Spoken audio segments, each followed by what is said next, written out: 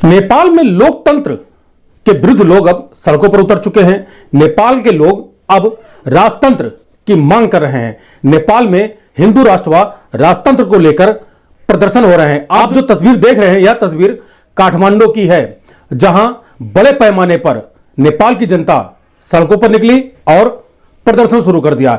इसी बीच प्रदर्शनकारियों व पुलिस के बीच नोकझोंक भी हुई। पुलिस ने प्रदर्शनकारियों पर वाटर कैनल, आंसू गैस के गोले भी दागे। प्रदर्शनकारियों पर लाठियों से प्रहार किया गया।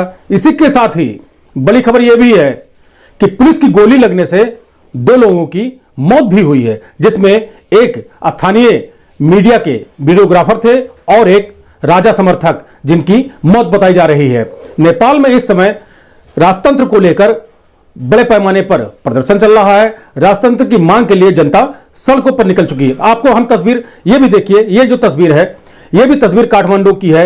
आप देख रहे हैं किस तरह से प्रदर्शनकारी व पुलिस के बीच झड़प हो रही है। पुलिस पर प्रदर्शनकारी पथराव कर रहे हैं और पुलिस लाठियां बरसा रही है। इस तरह से नेपाल में हालात हो गए हैं कि लोग अब लोकतंत्र से आजी जा चुके हैं और राजतंत्र की मांग कर रहे हैं। इसलिए नेपाल के लोग परेशान हैं और राजतंत्र की मांग कर रहे हैं। दूसरी तस्वीर हम आपको दिखाते हैं। यह देखिए दूसरी तस्वीर है, जहां लोग सड़कों पर शांतिपूर्वक प्रदर्शन कर रहे थे। इसके बाद पुलिस की बर्बरता सामने आई। पुलिस ने प्रदर्शन कर रहे लोगों पर लाठियां बरसानी शुरू कर दी, वाटर कैनल का प्रयोग किया। इसके बाद गोलियां चला दी। इस गोली में 2 लोगों की मौत भी बताई जा रही है, जैसा कि जानकारी सामने आई है। नेपाल की जनता मांग कर रही है कि नेपाल में पुनः राजतंत्र लाया जाए और राजा को गद्दी पर बैठाया जाए। वहीं नेपाल को हिंदू राष्ट्र बनाया जाए। इसको लेकर राजतंत्र समर्थक सड़कों पर निकल रहे हैं और प्रदर्शन कर रहे हैं। पूरे नेपाल में इस समय प्रदर्शन चल रहा है। नेपाल की हालत काफी खराब है, क्योंकि नेपाल में इस समय बेरोजगारी भी बहुत है। रोजगार के कोई अवसर नहीं है।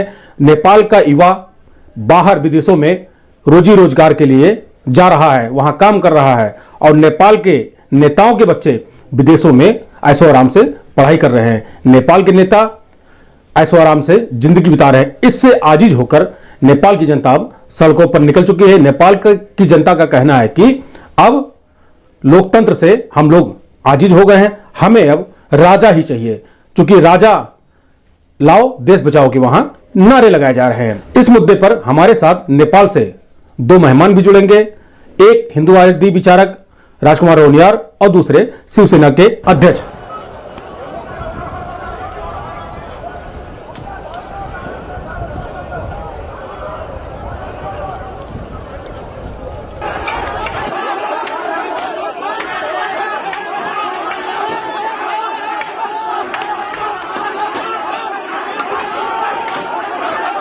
सबसे पहले हम राजकुमार रोनियार जी के पास चलते हैं। राजकुमार जी, आपका NB24 न्यूज में स्वागत है। कल क्या हुआ, पूरी जानकारी बताएं विस्तार से। नमस्कार। नेपाल में अभी जो काठमांडू में आंदोलन हुआ है, उसमें नेपाल के वामपंथी प्रधानमंत्री KP शर्मा ओली ने हिंदू राष्ट्रवादी विचारक और जो आंदोलनकारी थे राजधानी में, काफी लंबे अरसे से नेपाल में हिंदू राष्ट्र होना चाहिए, शांतिपूर्ण तरीके से कई वर्षों से हम लोग भी आंदोलनरत थे। और राजधानी में जो भी माहौल बना हुआ है राजा के आह्वान के बाद में, तमाम कई जिलों में प्रदर्शन भी हो रहे हैं कि नेपाल को हिंदू राष्ट्र बनाया जाए बोलकर। तो इसी के विरोध में जो वामपंथी सरकार है KP शर्मा ओली की, उन्होंने दमन करने के लिए, कल के आंदोलन को दबाने के लिए, हिंसक करने के लिए सरकार द्वारा षड्यंत्र किया गया।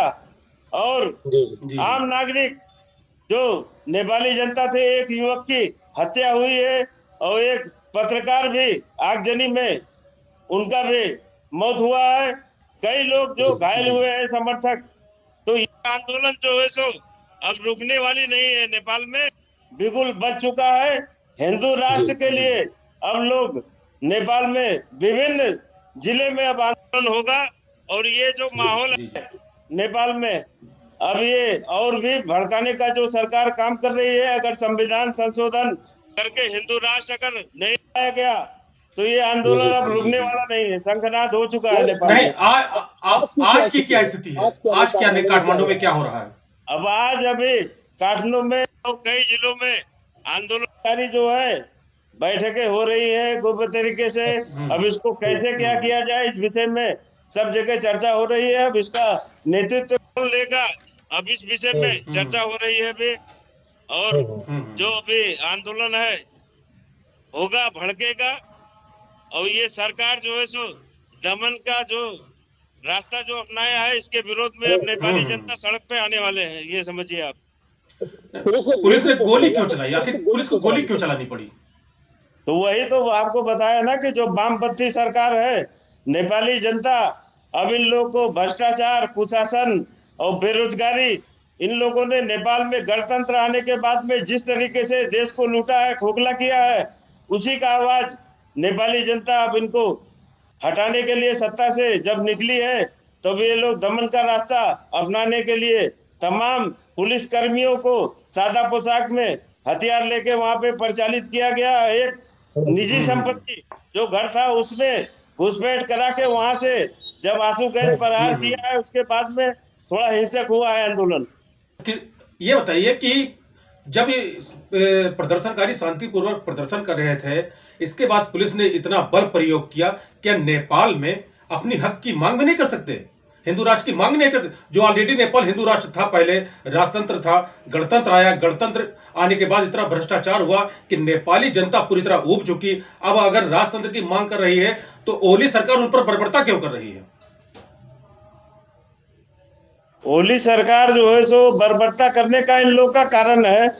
कारण क्या है कि सबसे बड़ी बात है जो इन लोग का भ्रष्टाचार, और जो देश विदेश अंतरराष्ट्रीय स्तर में नेपाल में धर्मनिरपेक्षता किसका देन है? जो अभी भारत का तथाकथित उस समय जो कांग्रेस सरकार थी, सोनिया गांधी, राजीव गांधी, अभी उसके बाद में अमेरिका ने भी इन लोगों को नंगा किया कि तुम लोगों ने पैसा खाया नेपाल में धर्म निरपेक्ष बनाने के लिए। तमाम एनजीओ जो इन लोगों ने खोला नेपाल में, नेपाल सीधा साधा नेपालियों को जो इन लोगों ने ईसाई बनाया, तो ये लोग पूरे तरीके से नंगे हो चुके हैं। नेपाली जनता इनको समझ चुकी है, तो इसीलिए ये लोग आंदोलन को दबाने के लिए हर तरीके से प्रयास कर रहे हैं। और नेपाल के जितने भी बड़े दल हैं, चाहे वो कांग्रेस हो, चाहे एमएलए हो, चाहे माओवाद हो, ये लोग आज तक विदेशी तमाम ताकतें से मिलकर नेपालियों को लूटा है। और नेपाल में अब यही चीज जब जनता जान चुकी है, जाग चुकी है, तब ये लोग दमन के रास्ता को अपना रहे हैं और नेपाली जनता को दबाने का प्रयास ये लोग कर रहे हैं। हमसे जुड़ने के लिए आपका बहुत बहुत धन्यवाद। अब हम चलते हैं किशोर लामा जी के पास, जो नेपाली शिवसेना के बांके जिले के जिला अध्यक्ष हैं। किशोर जी, जिस प्रकार से नेपाल में राजतंत्र की मांग हो रही है, हिंदू संगठन, राजतंत्र से जुड़े लोग लगातार मांग कर रहे हैं कि गणतंत्र हटाया जाए, राजतंत्र लाया जाए, इस पर क्या कहना है आपको? देखिए, ऐसा था, ये गणतंत्र भी हम ही लोग लाए थे। राजा को हटाओ कह के हम ही लोग आंदोलन में लगे थे। लेकिन ये गणतंत्र में आके ये राष्ट्रीय पार्टी लोग, तीन पार्टी, कांग्रेस, एमएलए, माओवादी, ये लोग ऐसे धंस गए, इतना भ्रष्टाचार हो गया, कहीं न्याय नहीं है। अब ये बताइए, सर्वोच्च ने गिरफ्तार करने के लिए जिसको आदेश दिया उसको भी गिरफ्तार नहीं कर रहे हैं। वो अब ये जानिए कि अभी ये एमएलए के केपी ओली डिक्टेटर तानाशाह हो गए हैं, जो कहे वही होगा कहे के। और इतना नेपाली का हालत इतना खस्ता है कि न्याय का कहीं नहीं है। व्यापार व्यवसाय, ये जानिए कि सब करोड़ों में खेलने वाले व्यापारी लोग अभी सूखा बैठे हैं। राजतंत्र कब ला रहे हैं आप लोग भाई? राजतंत्र आप लोग कब ला रहे हैं? राजतंत्र आप लोग कब ला रहे हैं?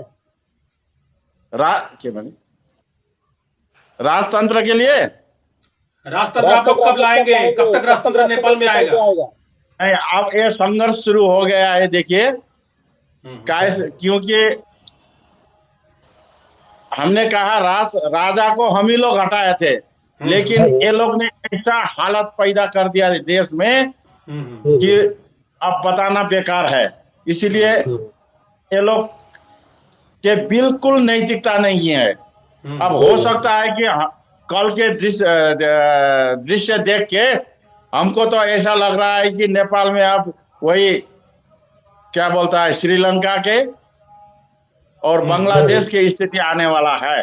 कैसे कि नेपाली लोग सीधा होते हैं, लेकिन जब पड़ जाएगा कैसे कि नेपाली लोग हॉट ब्लडेड है, हम लोगों के रगत थोड़ा दमदार रहते हैं, उबला हुआ।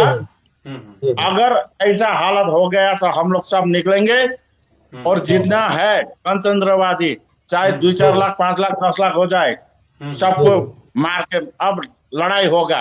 अब उन लोगों के पास सेना है, पुलिस है, इसीलिए दबा रहे हैं, लेकिन जनता के आवाज कहाँ दब पाएगा, कहाँ दबेगा। खाली सेना कर्फ्यू रखने के बाद निकला है।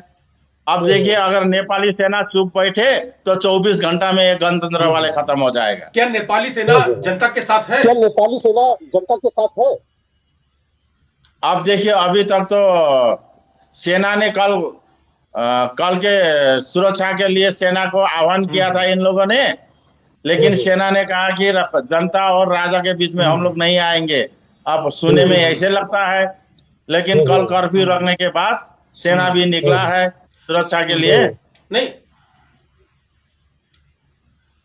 आगे की क्या तैयारी है? आप लोग हिंदू संगठन के लोग हैं, नेपाल हिंदू राष्ट्र था पहले, गणतंत्र आने के बाद उसे धर्मनिरपेक्ष राष्ट्र बना दिया गया।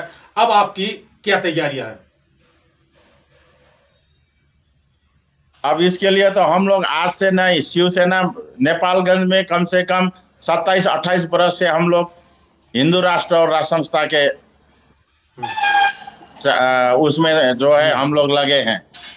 और आप देखिए कम से कम 17-18 बरस बाद जो जनता पहचान गए कि हाँ ऐसा ये लोग जो कह रहे थे वो ठीक है बोल के, आज जन जन में ये बात पहुंच चुका है कि हाँ वास्तव में ये गणतंत्र वाले ठीक नहीं है, देश को खोखला कर दिया।